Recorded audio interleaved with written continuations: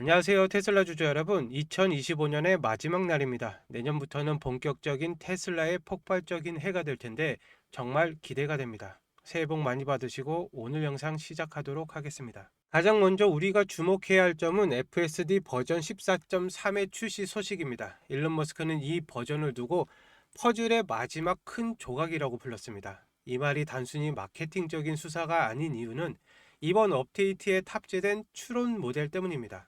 기존의 자율주행이 앞차와의 간격을 유지하고 차선을 맞추는 수준의 반응형이었다면 버전 14.3은 이제 상황을 인간처럼 이해하고 판단을 합니다.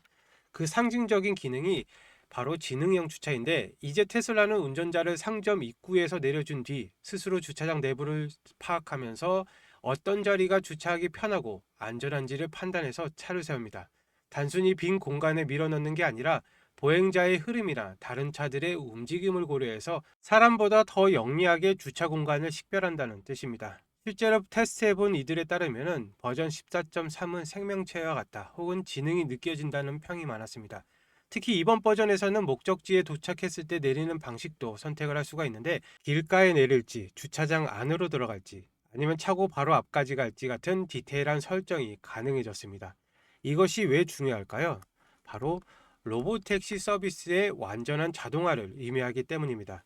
승객을 내려주고 다음 호출을 위해서 스스로 대기 장소로 이동하거나 충전하러 가는 일련의 과정들이 드디어 소프트웨어적으로 완성이 되었다는 표현입니다. 2026년 로보택시가 본격적으로 도로를 누비기 위한 기술적 토대가 이 버전 14.3 하나로 마침표를 찍게 되는 셈입니다. 두 번째는 테슬라 세미트럭에 대한 실전 데이터입니다. 최근 DHL 서플라이 체인의 부사장 스테판 샤블린스키는 인터뷰를 통해서 테슬라 세미가 그들의 기대치를 완전히 압도를 했다고 밝혔습니다. 단순히 몇 대 테스트를 해보는 수준이 아니라 이 제품이야말로 우리가 미래 운영에 사용할 수 있는 확신을 주었다고 말할 정도로 그 신뢰도가 아주 높은데, DHL이 실시한 2주간의 3,000마일 실전 테스트 결과는 경이롭습니다. 총 중량 7만 5천 파운드, 약 34톤에 달하는 엄청난 짐을 가득 실은 상태에서도 한 번의 충전으로 무려 390마일, 약 627km를 주행을 했습니다.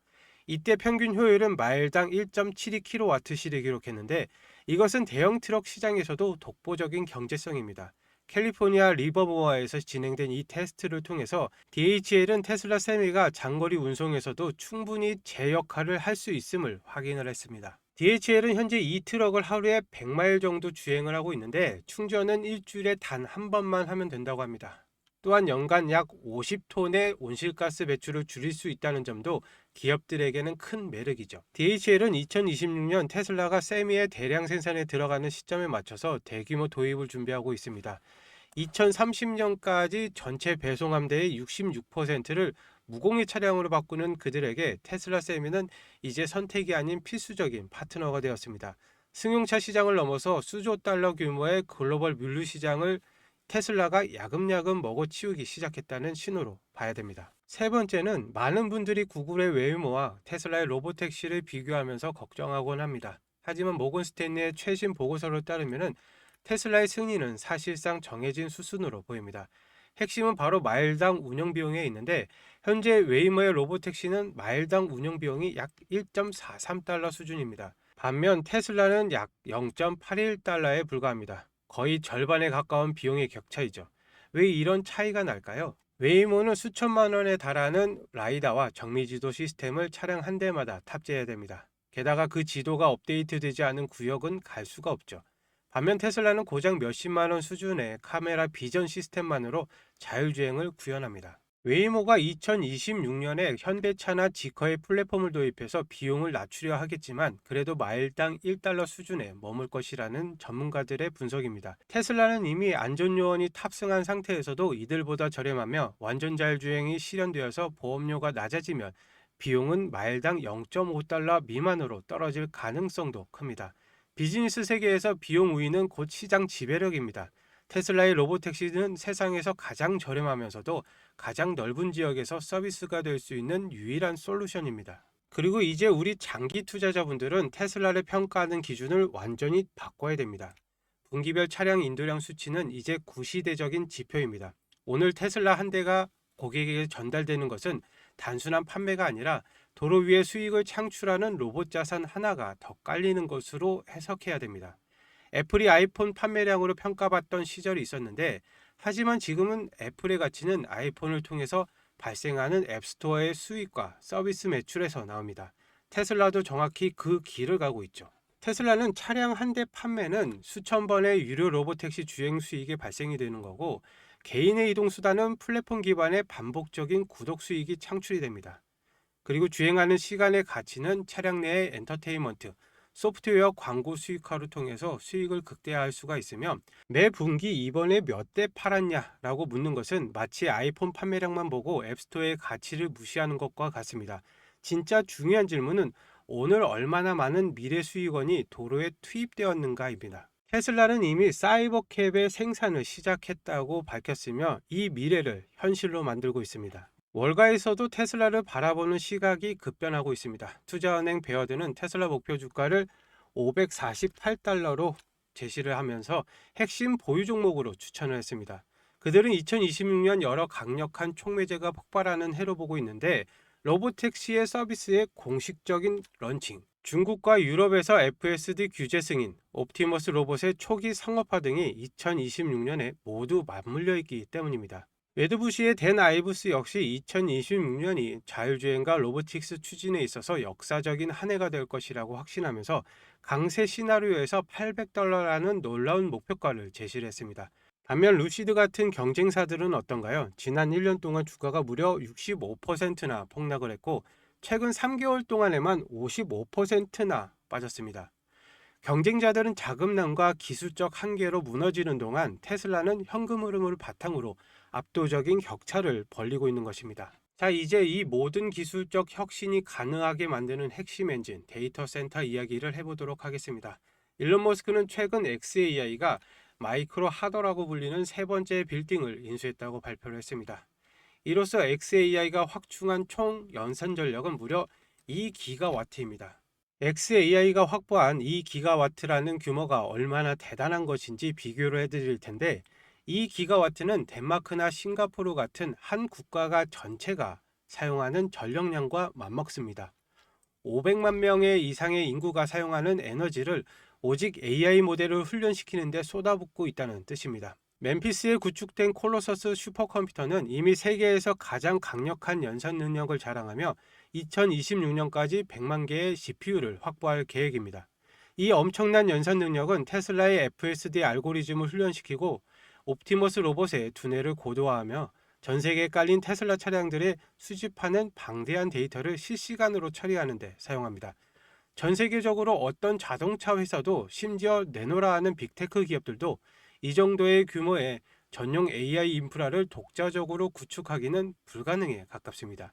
이것이 테슬라가 가진 진정한 혜자이자 경쟁자들이 도저히 따라올 수 없는 기술적인 장벽입니다.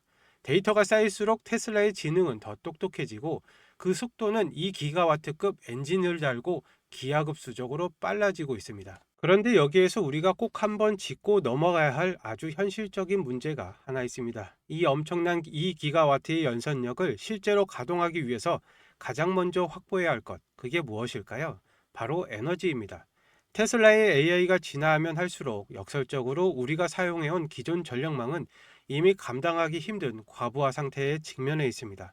일론 머스크는 이미 수년 전부터 이런 에너지 부족 사태를 정확히 꿰뚫고 있습니다.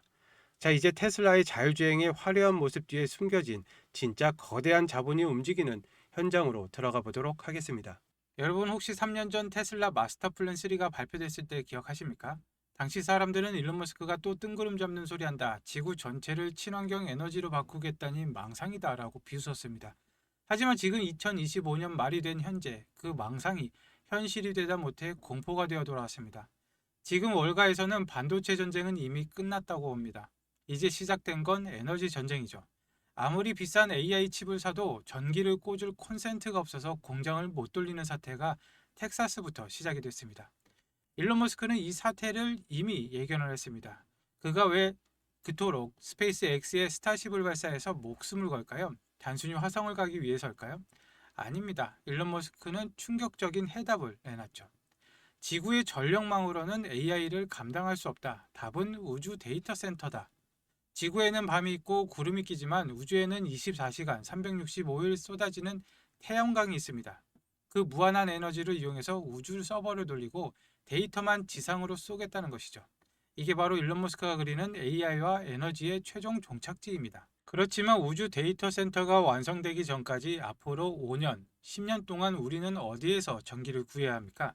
결국 당장은 지구에 있는 전력망을 쥐어짜야 되죠. 왜 이런 위기가 왔는지 제가 확인한 골드만삭스의 리포트를 보시죠.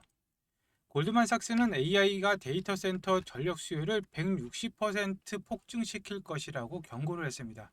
우리가 구글 검색 한 번 할 때보다 챗 GPT한테 질문 한 번 할 때 전기가 무려 10배나 더 듭니다. 전기를 그냥 마시는 게 아니라 그냥 퍼붓고 있는 것이죠.